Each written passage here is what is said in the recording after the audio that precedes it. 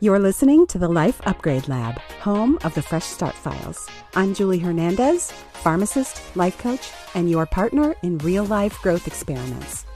Lab coats and gloves optional, glitter goggles encouraged. Let's grab our glitter goggles, friend. We'll open today's file and get started. It's 2:30 in the morning and your brain is listing every reason you might fail. If you've ever felt self-doubt the moment you tried something new, this episode is for you. Today we're opening Fresh Start File number 8. Self-doubt isn't the problem. It's a signal that you're growing. Welcome back to the Life Upgrade Lab, home of the Fresh Start Files, where we investigate the patterns that keep women stuck and build small upgrades that move life forward. I'm Julie Hernandez, pharmacist and life coach, and today we're examining something that shows up the moment we try to step into something new: self-doubt. Glitter lab goggles on, let's investigate. Here's our case background. Self-doubt usually looks like thoughts of, maybe I'm not ready. Other people probably know more than I do. What if I fail? What if people see I'm not as capable as they think? Most of us interpret these thoughts as warnings. We assume they mean, I shouldn't be doing this. But what if self-doubt actually means something else entirely? Our evidence review, what's actually happening? Our brains are designed to protect us and our identity. When you step into something unfamiliar, whether it's a new role, a new responsibility, a goal you're trying to meet, or a new level of visibility, let's say you're trying to make more TikToks or be more present online, your brain senses uncertainty. Uncertainty triggers self-doubt. You're not incapable, but you are expanding beyond what feels familiar, and that's scary to the brain. Self-doubt is often just a signal that your identity is being stretched. The identity gap. Earlier in the Fresh Start Files, we talked about the identity gap. The gap between who you believe you are now and what your actions are beginning to show, who God says you are. Self-doubt thrives in that gap. Your brain says, people like me don't usually do this. But the way that gap closes isn't through affirmations, although I don't recommend stopping your affirmations.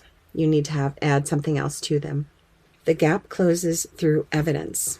So here's what happens. You want to speak your affirmations out loud over yourself every day, because if you're speaking those sentences that you already believe, people like me don't do this kind of thing, then that's your brain's evidence, because it looks for evidence of the things that you're repeating in your brain. So if you're repeating, I am a woman who does it scared. I am a woman who goes to new meetups and meets new people. If you're saying stuff like that over yourself, then your brain is going to look for evidence of that. And once you take action, it solidifies it, and there's its proof. And that's what gets rid of your self-doubt and brings on confidence.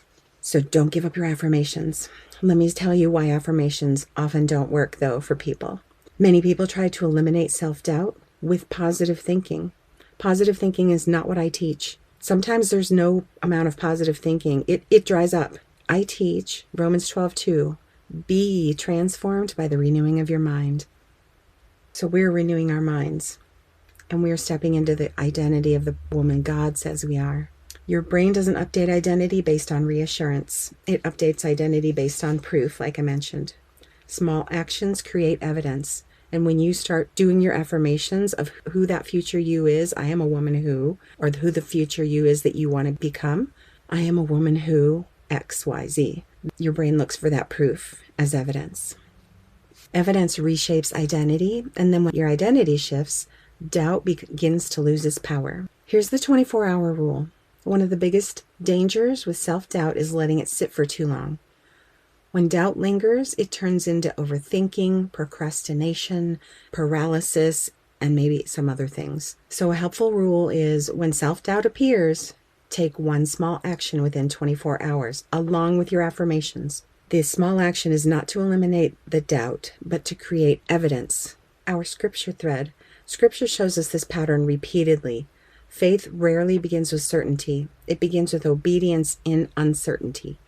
Hebrews 11 is filled with people who moved forward before they had proof that everything would work.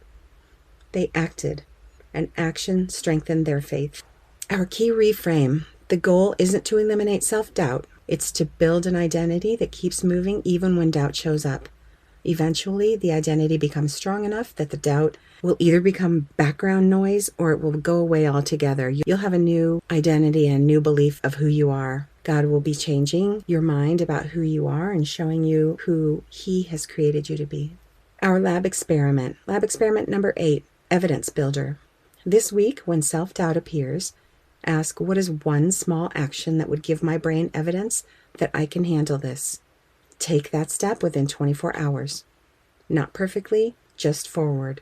Also, don't forget your daily affirmations out loud. Our protocol: self-doubt loses its power when we recognize it as an identity stretch, when we take action before it solidifies as defining us, and when we let evidence reshape our identities. Here's our lab report. Self-doubt doesn't mean you're incapable.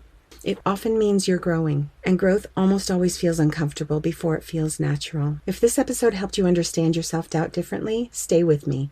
We're learning how to move forward with courage, even when our brain isn't fully convinced yet. Follow the show so you don't miss the next Fresh Start file. Share it with a friend who needs to hear this message. The lab is open. Thanks for joining me inside the Life Upgrade Lab. Experiments may get messy, but progress is still progress. If today's case file helped you, follow the show, leave a review, or share it with a friend who needs a fresh start. Until next time, keep your glitter goggles close and keep upgrading your life.